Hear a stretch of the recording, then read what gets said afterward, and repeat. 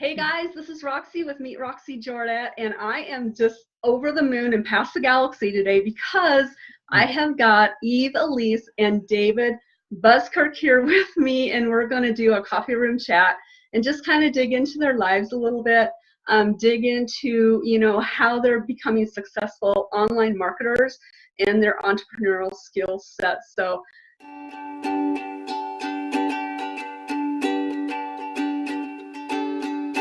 EveElise, sorry, I'm going to get that. EveElise and David, thank you so much for coming on today. And I know, I respect your time and I honor your time, and I thank you from the bottom of my heart for being here with me today. Our pleasure. Yeah, thank you. Awesome. So now let's just dive right in. So I got to know David a little bit more at our Freedom 2 experience in Las Vegas. And I'm going to get to know, hopefully, EveElise and Austin a little bit more. But I want to open up the question with, tell me who you are. At your core essence, who are you? What do you stand for in, your personal life and also in online marketing? You know what, I'm going to start real quick because something's coming to me is that it's been a few years of kind of figuring that out, and pinpointing it. And we've been doing that together for a while, and it seems to all boil down to, and I think that's why we're together, it's very similar, is our freedom. The word freedom. That is what we both, I think, have fought for our whole lives, as far as our own education, as the education of our children, our own careers, our travels, our you look at every aspect of our life and it's there, it's apparent. And so we've kind of found that out and realized that, and it's kind of gone into our entrepreneurial journey, as well as our home life. Awesome. No, that was pretty good. Yeah. Definitely freedom. Definitely just wanting to take control of our lives, and didn't feel like we needed, that we were responsible enough, if you will, and disciplined enough to manage our own time. And so, yeah, it just got to the point where, for me personally, it was really untenable to work for somebody, after a while. It was very hard the last few years I was employed. Well, and it happened in different career paths for you too. It wasn't just in one specific one. Yeah, I left 2 careers actually to end up here. Wow, just hearing you say that, and I might be just paraphrasing this a little bit, but you became more and more unemployable. Yeah, no question about it. I just, I would, on the surface, be a good employee, right? But in my gut and my soul, I just was very restless. I think our convictions towards a lot of things, for us, it's hard for us to not live by them, not to say something. It's hard for us to just watch things happen or watch them not happen. And so I think that's why. Kind of underlying. Yeah, that's a really good point. It's very difficult for us to think and believe one way and then act differently. So it's very difficult. You know what we're talking about, huh? You so spoke to my soul. I would never have. I tell people I would never have made a good politician. Totally. Yeah, totally. So when I was in my corporate jobs, and I've had several careers, and I loved every one of them, but in all reality, I felt a slave. Yeah. America was built on entrepreneurship and owning your own business and being who you are and the freedoms, and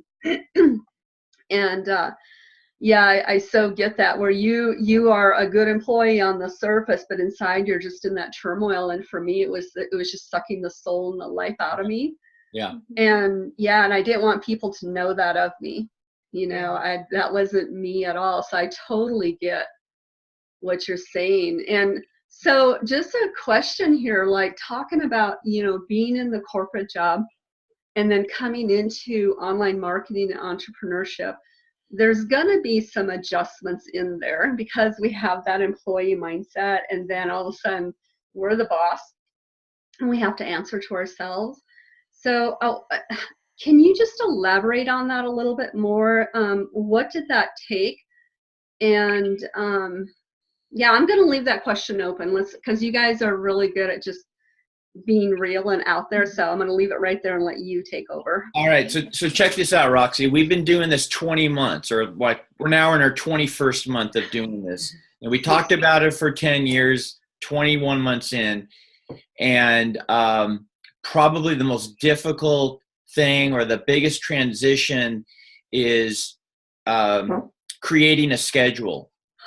And time and being coveting and protecting the time and giving time to our business primacy in our day. And that's something that we're getting better at, but that's still something that we've got to even get more better at, is going, okay, this is when we're working, and like Andrew Cass says, treating the day as you're an employee of your own business. Yeah. And so that's probably the biggest issue. And the fact that we homeschool our 3 children, there's a little added complexity to it. Yeah, we don't have the time of, okay, see you guys later for 6 hours or so, and we'll get our work done then. It's a little more give and take and balance and organization. We also have talked a lot about in the last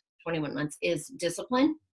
Oh. So when we're more disciplined with what we eat, with how we exercise, with our time, management and scheduling more, not management, but scheduling, it seems we learn a lot from that. So it's not just, oh, we're going to eat better so we feel better. It's a discipline. It's, it's being able to say no when you need to say no, kind of a thing. So we've kind of intertwined all of that to help us get through this. And because you have to be healthy and you have to feel good to give good, to give out and to be your best. So I wanted to add that in. Yeah. The big part of our daily. Yeah. That reminds me of a podcast that I listened to just 2 days ago, and I won't remember his last name, but his first name is Aubrey. And I'll have to dig out that podcast, but he really talks about that. He addresses having the nutritional aspect, having, controlling your time and yourself in the nutritional aspect, and in scheduling your time and in family time. He goes, when you get all those really working together, things start clicking. Yeah. And then he didn't so much address it, but another person that I've talked to, they said it's so cool to be able to put that together and then teach that to your children. So you think about it, if we all could do that, and even though I don't have children, I have nieces and nephews that I can mentor, in how I live my life, and what that would be in the change of this world. Yeah. And how that would totally change the structure if we, and I admire you guys for teaching your children that too. We're still learning. Well, yeah. But we understand how important it is, and that's probably what we've learned. It's about how to implement it as well. Right?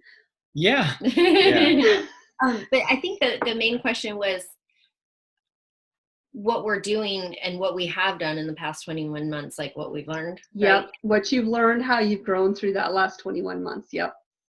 What else? Was there anything else? Well, I mean, at first it was, because it happened quite suddenly that we ended up working from home. When it did happen, it happened suddenly. And so it was a little bit shock at first, and then it was like, okay, no, we're gonna, there was that moment of, okay, do I look for another job? And then it was like, no, I can't do that. And so it was like, we're forging ahead and really thinking, okay, we're going this direction in our business with network marketing, and then coming back to online marketing, and then even then, not having much success at all for the first year, and kind of just like, okay, like eventually this has to kick in, and or change something, And for me, it was in August was really huge, because that was actually we went to another affiliate conference, and I came away with that. And I think I was at that point, when I was at the conference, realizing that I needed to find a mentor, somebody in the business that I really connected with and gravitated to, and I narrowed it down to 2, and then eventually 1, and it made all the difference in the world for me. Absolutely. Yeah, that's going to be another question a little bit later on down the road, what you would suggest to new people coming into the business. But right now, just out of curiosity, I know as a couple, and I honor marriages tremendously. That's like number 1 on my list, is honoring marriages. In your marriage and working in online marketing, affiliate marketing, how do you distribute tasks? How do you play to each other's strengths? Like this, one's better, how did you work through that? And was there any time where there was just a little bit of controversy in there, or you guys have been together so long that you just know and just split the tasks out? Well, I'm going to jump in first, and I'll let EveElise jump in then. But initially, because she was more of the network marketing expert in my mind, I was going to come in as a kind of a support role, and support her in her efforts however I could do that. But over time, I saw at some point, if I felt like we were working over each other when we started doing online marketing, and the roles weren't defined. Yeah, and so eventually we did settle into a better place where, for me, I feel like my focus is more on the affiliate side of things, whereas Elise then could focus more on the network marketing. That being said, I'm not very good with technology, or not as good, so she is really helpful with that. Whereas some people have to outsource because they're flying solo, we have the benefit of using each other's strengths. So to put it succinctly, I have a lot of strengths that EveElise does not have. Yeah, we're very different. We're very different in our strengths. And so because of that, we don't really, at least at this point in time, need to outsource too much. We've outsourced a few little projects, but for the most part, we're able to handle it on our own because of our various abilities. Yeah, I was gonna say, because like my focus in a way was to be the leader, because I have that in me. I just always have, firstborn kind of teacher type. And yeah, you are an influencer, by the way. And that's one thing I recognized probably a couple years ago. She's a big she influences people. Nice. She's huge at that. People resonate with her, whereas I'm more introspective and well, he's the writer, so yeah, I'm not. So that's huge, because with blogging and posts and things, I can help with the idea of what people need or to hear or where they're at, but then he's got the systematic, how to write everything, the skills. That really is the perfect storm, right? Yeah, I think that's where we do well together. But then I also, my thing is to be a nurturer, and with my children, we have 3 children, 12, 10, 8. They're at those very different. They don't need, the wiping of the hands and the changing of the diapers so much, which he was really good at too. But with the schooling and the working through things and getting them places and organizing the day, kind of managing the home, that became more of where I needed to be leading, and I could support him being more of the leader in the affiliate marketing, but then I can still do what I like to do, influence, and work with people on the side. So that's perfect. Found that, yeah, you have to find, we went through, a couple different seasons. We had to find where we both click and where we both do well and where we both feel the best and the most confident. Because if you're not confident in something, it's not going to happen and you're going to avoid it. So I think that's right. And I love that you guys work together as a couple in the in your marriage for the business too. And just thinking, like myself being single, like I outsource a lot of things, but it would be way cool to find somebody who wanted to, join ventures, in business that has the cohesiveness like you guys do. And I think that's so powerful. And I think people can really move ahead a lot quicker also when you have that. When you have to know yourself. Like I love working with people. I'm not very good at just working by myself and getting a lot done. I like bouncing ideas off people. I like having that accountability and all of those things where he can get a lot done all by himself. He's good, so, but together, he also needs support. And so that does work really well. And we always knew that about ourselves. We always knew since we got married that we wanted to work together, whether it be owning property, whether it be, traveling and then owning our own businesses. What else did we do? I don't know. It seems like we've tried a couple things too, where we knew we wanted to work together. And so it just finally happened, we did plan for it. Like I had quit my teaching job knowing that I was going to lay the foundation and do some things for a year. And then he joined me and then it happened sooner than that. And that's why we just jumped into it too. You just jumped in. Yeah. Yeah. I'm curious, like, do your children, are they involved in the business whatsoever? I mean, seriously, they're pretty tech savvy. Kids are pretty tech savvy.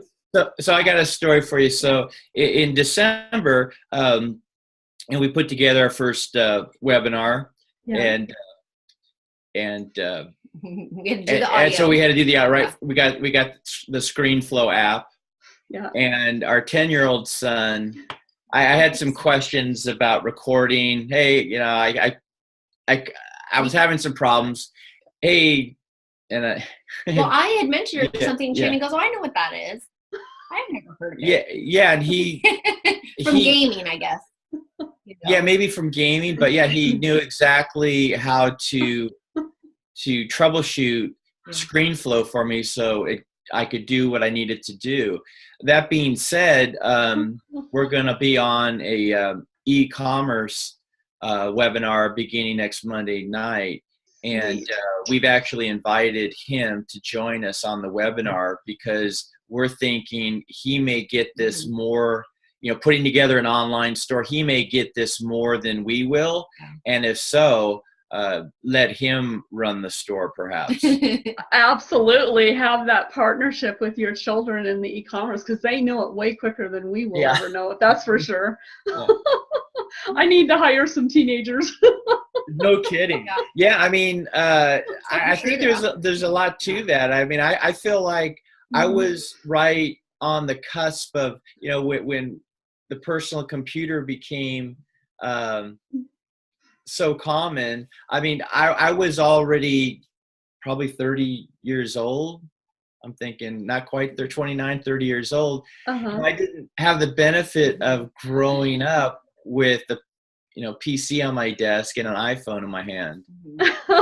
I still type, even through college, I typed my papers on a typewriter, manual typewriter, Oh my gosh, I love it. Like, the traditional things too. So, but still, it just doesn't, it doesn't flow naturally for me. Any new piece of technology, whether it's ScreenFlow or ClickFunnels or Aweber or mini chat, on and on it goes. But every time, I know, but pick it up. I pick it up, but I just, it's like it takes me a while. I don't know. If I had the resources of your teenagers, I would just do your genius and let them do that and just roll with it. Seriously. I so would. That they're and they're not even teenagers yet. They're 12 and 10. Well, yeah. they're getting their preteens, our little preteens, but they will, and it's fun to see that they're going to go into, you know, the society and this world in a totally different way than most children. And so we're hoping just influence them to do what they love, and then find a way to do it, and not just try to get, you know, pushed into a box. How to do you know, oh my gosh, pushed into a box. So that brings up a curious question. Like, I've talked to some other entrepreneurs and online marketers, and the question is, would you advise children to go into, you know, college and university, and, or would, you know, or would you, you know, encourage them to go into online marketing? I mean, I used to be a college instructor. Right. And so, you know, and that was one of the reasons I left, was because I saw that online marketing was so cool. And, you know, for me, it was like, why would you do that? But, you know, everybody's so different. You got to speak to their soul and their heart. So what would you guys advise? We're both former teachers. I was a high school teacher, elementary and special ed. And just, I love knowledge. I love learning. And I one of the reasons why I love homeschooling is because I still get to learn. That being said, I think things have changed for sure. I don't know what's going to happen to college degrees, college education, but to me, from where I stand, it's becoming a bit obsolete. Not in every field necessarily. I'm not saying that across the board. Right. But generally speaking, I would say if you have a son or daughter who doesn't have a predisposition to want to go to college, I would in no means try to get them to think otherwise. I would push them. If it's not online marketing, I'd push them into whatever they have a passion for. Yeah. Well, and then we would have the background in online marketing to help them do whatever, you know, and they will have learned that, you know, through the time. But for those whose parents aren't doing it, you know, it is a big world out there, and they have that option. So there's so many options now that you can't just say you have to go to college and, you know, that's what you're going to do.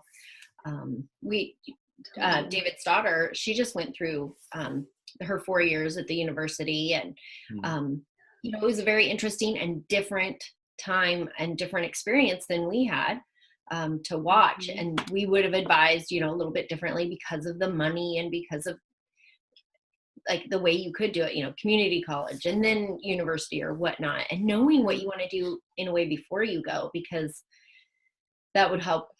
I think that's where she had a lot of, it was really hard for her to get through college because she didn't know exactly what she should do. So she felt like she was aimlessly just floating and going to classes, and it wasn't. And I'm a huge supporter, and I think I'll stand by this for the rest of my life because I do love to travel. But my advice, you know, when students from high school were coming to talk to me about coming into the college program, and you could tell that they just were not ready for it, and I would advise the parents, let them travel for a year.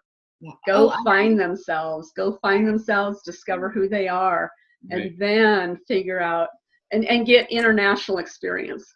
Like, just get out there internationally, see what's out there, and then figure out where you want to go. Yeah. Or join the military for a couple of years. Oh yeah, no kidding, right? That is so true. I wish I had traveled after college. I wish I had traveled before college, because my world, you know, my idea of the world, my knowledge of the world and cultures and societies totally changed after I traveled. And so, and while I was traveling, and I think that would be a better fit. Yeah, I tell people that too. You know, my nieces and nephews, if you don't want to go to college right this second, right, you know, the next semester out, go travel, go do something exciting and different. And then, if you need the college to get your medical, you know, to go to medical school, go for it. Yeah, totally.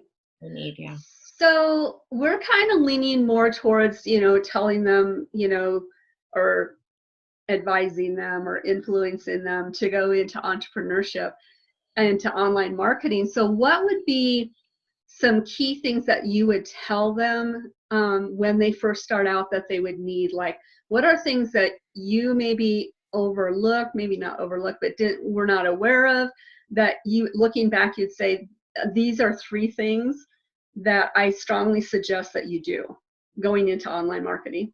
Well, I think we alluded to it earlier in the interview, and that was mentorship. Yeah. Definitely, because I think the inclination is to, when you go into business for yourself, think, okay, now I'm on an island, and I have to do this myself, and certainly that's not a good way to go. So we'd advise, finding someone that you get mentorship from. And then I think too, being a practical person that I am sometimes, definitely if it's someone who's in their early 20s, let's say, don't be afraid to get a job and work on your business part-time. And savings. And saving, and don't feel like you've got to just jump out there, and unless you have the financing for it, don't feel like you got to jump out there and start blasting away full time, because you have nothing but time on your side. Yeah. Seriously. Yeah. I know at the Freedom Experience, talking to some of the students who who were in university or they were in the the 20 to 30, they had their jobs that they were doing and still building this business on the side, and that totally is the way to go. It truly is. To do full time. Right. So, thinking about that, about how many hours a week do you guys dedicate to growing your online business? Because you homeschool, you have your children, you have your family life. So right now, after you said how many, 20, no, not 24 months. 21 months. How much time do you dedicate in a day? Kind of, I don't want to know your schedule, but it varies each day, I imagine. I'd say it totally depends on the day, because sometimes, the children can get some work done independently, and I'll go for a stretch of 6 hours of just plowing away on a project or whatnot. And David as well. And then other days you're doing a half an hour here, an hour there, let's meet up tonight while the children are at church, and, getting an hour in there. So I'm trying to think. Yeah. And for me, that's a really good question, but it's a hard question, because sometimes I feel like, well, I haven't worked very much today, but the fact of the matter is my mind is always going. So am I working when I'm thinking through, when I'm processing, and my subconscious is working on this stuff all the time, whether it's copy or whether it's a blog, ideas for a blog or a video or whatever. So it's almost like, so a lot of times I might be actually doing something else, but I'm still working because my brain is going. My brain is working on stuff. So I have to remind myself a lot of times when I get ideas, I don't always write them down, and then I'm thinking about. So I'm getting better at actually, getting it down, typing it in my notes on my computer, whatever, so that I don't forget the idea, because a lot of my ideas, when they come, they just pop into my head, and then I might forget about it 2 minutes later. Totally. I totally get that. Like, I carry around a notebook. I don't know, you probably saw it at the conference. It's this big old notebook, and it's got sections in it. And I mean, I totally get it. Because if you don't write it down, if you don't act on it right away, it kind of flutters, and another one comes in, but that last one might have been the bomb.com. Yeah. That was going to push everything over. And then you're struggling to what was that? Well, that, and something else that I just remembered is, like, say we're going to go get dinner. And we live in an area where you can walk to a handful of different restaurants. We'll talk about work all the way there while the children are riding their scooters, and getting there. And so we have like these little meetings, in different times of the day, where you might have some phone calls with your business partners or your mentor or things like that. And so it all adds up, even though it doesn't look like we're sitting at our desk working for like 5 hours at a time. There's a lot of different throughout the day, because it's our life, because it's different than that, Right. And it's not like a 9 to 5 where you can leave the 9 to 5 at work. But then in all reality, people don't leave the 9 to 5 at work either. They bring it home with them. So it's really no different. Right. The difference is we love what we do. Right. We thrive on that mental, because a question that I ask people, if you're stuck on a desert island, what are 3 things that you would bring with you? And I'm probably going to ask you that depending on time. But the number one thing actually is always books, to keep the mind active and engaged. Yeah.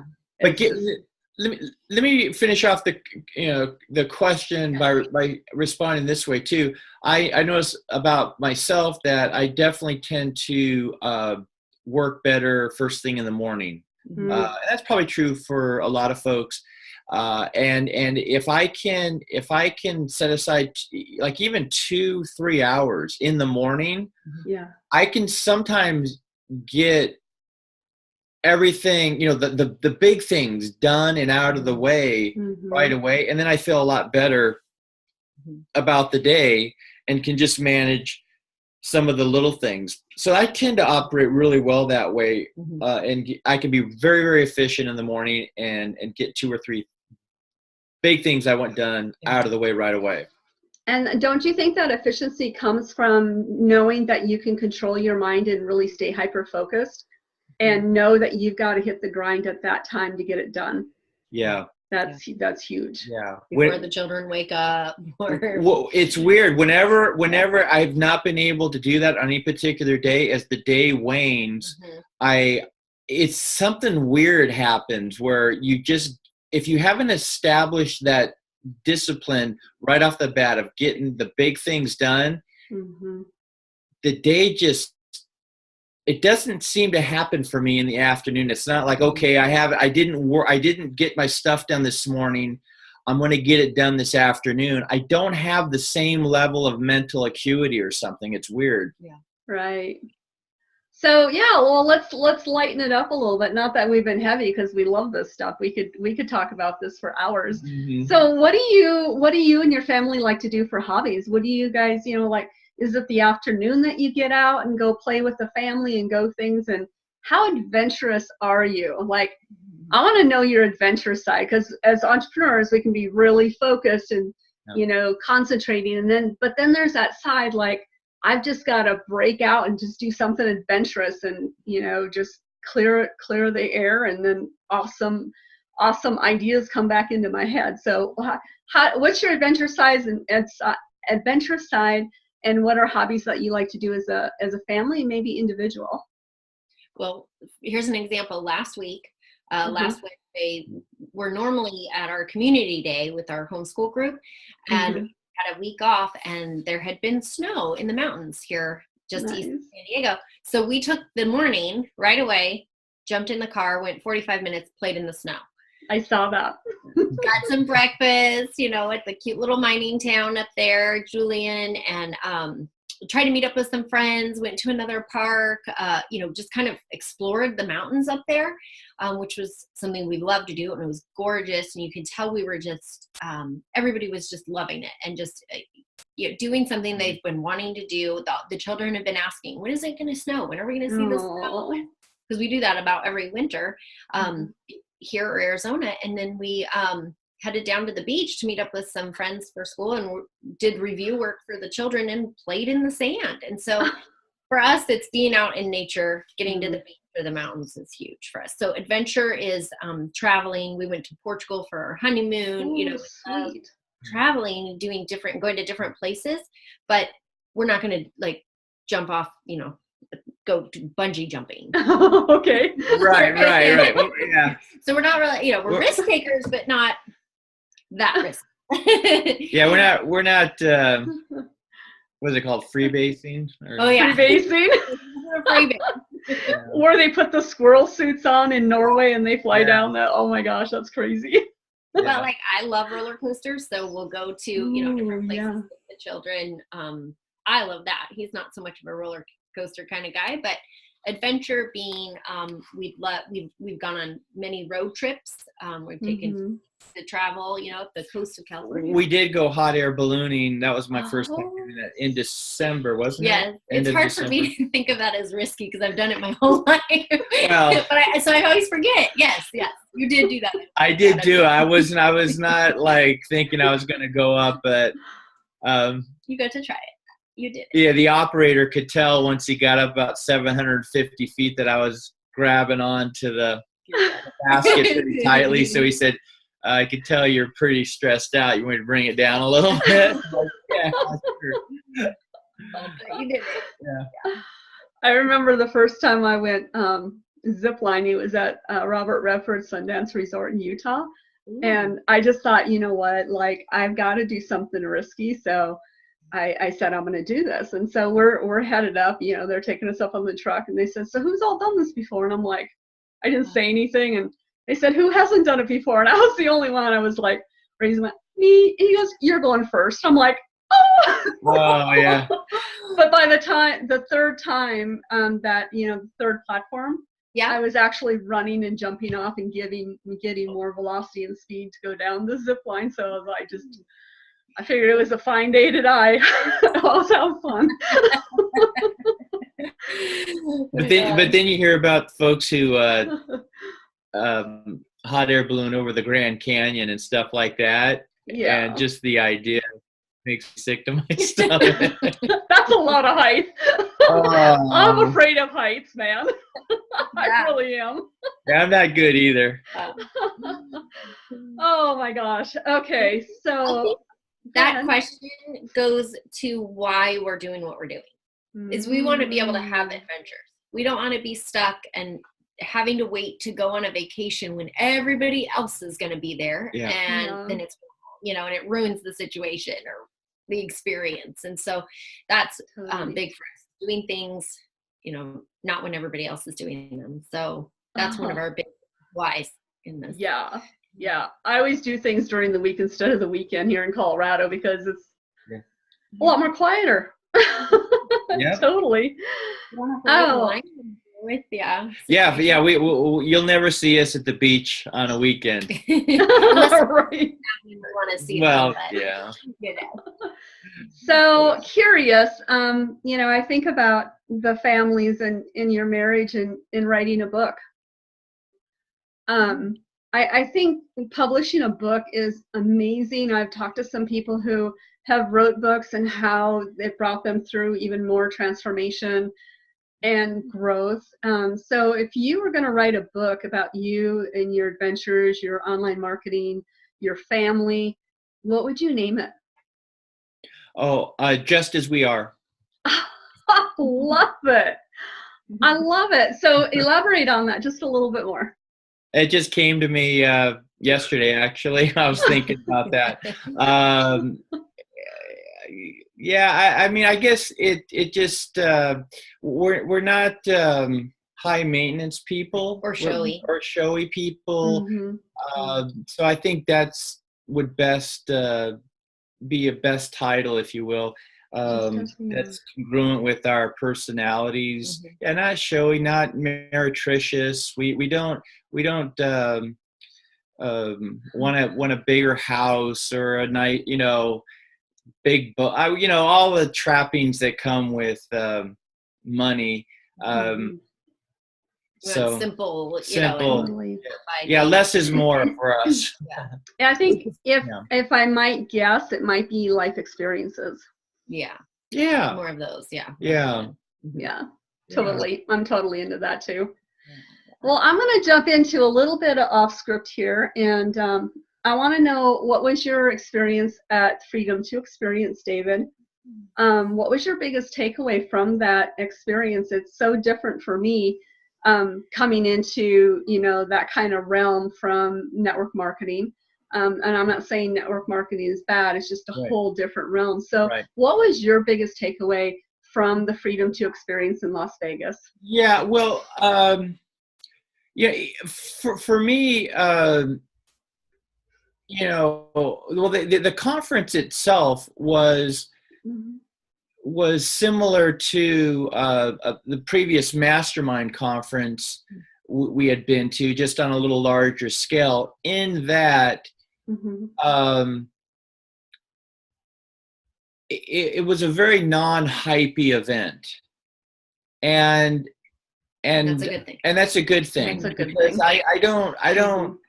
I don't gravitate, or it doesn't appeal to me, creating a rah atmosphere. Because at the end of the day, we're running our businesses, and running a business is a very serious endeavor, and there's a lot of serious thought that needs to go into, and serious decisions that need to be made. And so my takeaway was that as far as the company goes, this particular affiliate company, I don't know if you want me to mention the company. You can. I've mentioned it in other interviews. We're good. Yeah. So the company LDI, Lifestyle Design International, very serious, very focused on helping the solo entrepreneur, grow in their business. And so it wasn't, there was nothing like earth shattering about the event itself. It was more giving me, you kind of solidifying ideas and concepts that I've already begun to work into my business, to the flow of my day. And definitely given me some ideas about how we might expand and generate other revenue streams for our business. And that's what I love about, what I loved about that, the Freedom event. Yeah, they didn't just pinpoint it into one thing and their thing. Right. Helping each individual become and do what they want to do and expand. Right. It's not here, come do this with us. Right. Into a box or into a pigeonhole. It's here, what do you want to do with it, and what else can you do, and how can you grow from it? From what I've heard. I didn't get to that this time. No, that's exactly right. Is. Most events you go to, it's like, here's our thing, come jump on board and just do this. And just do this. And this is this is the best, and LDI is not, designed, it's not set up that way. It's you can, grow and you change. can grow and change. You can market our stuff, or you can go another direction. And I love how they keep repeating how, our goal is for you to, gain your wings at some point and fly away. If in other words, if you're with us in 10 years, I mean, you're welcome to stay with us, but if you're with us in 10 years, well, probably haven't done our job. Help you grow. Yeah. I totally get it. And I so appreciate you saying that, because knowing where you come from, teaching in corporate America, and where I come from, that was my biggest qualm, was they keep us in this box, right? And here they've broken all those walls. and that's a good point. And when you think about it, and I really appreciate the straight talk that one of the speakers gave about network marketing, because even though we're involved with network marketing, still there's some real negatives there, or some things at least that you need to be aware of, let's say. But the fact of the matter is most companies in that space, they really are putting you in a box. And if you try to move outside of that box in any way, shape, or form, you'll see how quickly they'll slap your hand. Yeah, I walked it. I'm still a part of the company. I still do network marketing, but that was one of the reasons why I sought out another company that was going to allow me to have my wings and my freedom, and to think and develop who I was, and not who that company was. Totally get it. Tearing down the walls of that box. Yeah, but it's been really interesting too. I'm going to just put this in here a little bit. That network marketing company is also expanding their views now and allowing their distributors to be a little bit more flexible in their marketing, which I'm like, okay, we can do this. It's going to have to. But then we've seen other MLMs, they've actually gone the other way, where they're tightening the grip. Yeah. And We'll see them. but it blows me away that they're going, at least right now, some of them are going that way, but it's like, no, this is a brave new world out there. You cannot, that's not going to work long term. And I think it really goes back to even the foundation of the company and who's driving that company, whether they're operating out of fear base, depending on where their numbers are at, or if they're looking at prosperity, and they know they have to open it up to let their distributors experience and grow. And I think that's a real key. And David, you mentioning the leadership of this company, anytime you look at a company to, lock arms with, that is a key to really look at where that leadership is at, where they've come from, and that'll tell you where that company is going to go. Right. True. Yeah. Wow.